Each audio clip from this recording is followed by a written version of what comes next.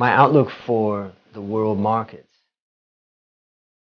is I think it's going to be a tough year, particularly for the U.S. I think that we have a market that has been pushed up very aggressively, particularly in the infotech space. And I think that there's going to be some risk to infotech. And the recovery that comes in the non-infotech sector will probably be slower than what people think. So my number one risk is the U.S. market. And my number one positive is Asia.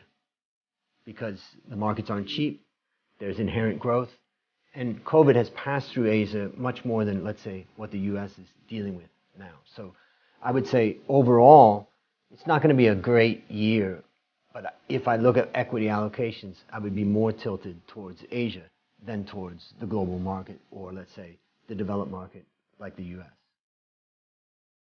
Well, the U.S. market did fantastic last year, and for this year, what I'm expecting is that the driver of the U.S. market has been the tech companies, and I think that is where I'm expecting some fall. In fact, I think that they're going to, the profit margins of the tech companies are so high that it's going to get really tough for them to expand that. So I think that profits are going to be falling or at least slowing down in tech. The second thing about the U.S. market is that the tech companies, if you look at the top 6 tech companies, they produced about 15% of all profit of all 5,000 or so companies in the U.S. in the market. That's crazy. So I think that what we're going to see next is eventually the profits are going to be recovering. One last thing. Every time that we have a crisis, what ends up happening is the big companies expand their profit margins.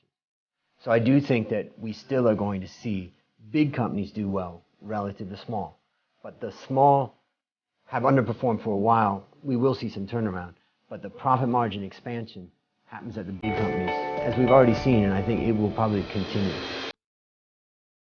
So the Chinese market, from my perspective, the inherent demand in China is so strong that it's hardly been hit by the trade restrictions that have gone on. And so I think that the underlying economy of China is strong. I do think that there's risks in the banks, but for right now, I think that they'll be able to handle that risk.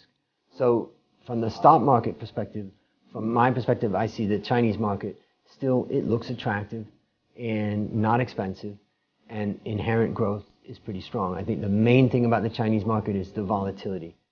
So anybody investing in the Chinese market, just be wary of crashes in the market and being able to reduce your position if you start to see the market fall a bit. Just volatility is a key way, important thing for managing the Chinese market. I mean, the Thai market has, I would say that the good thing about the Thai market is that the profitability of the companies is relatively stable.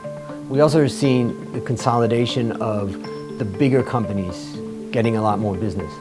So we are seeing the performance coming in the large cap companies.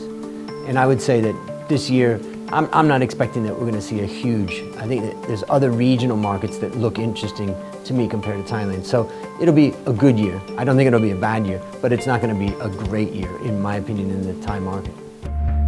You know, the first piece of investing information or tip that I would give is really risk management.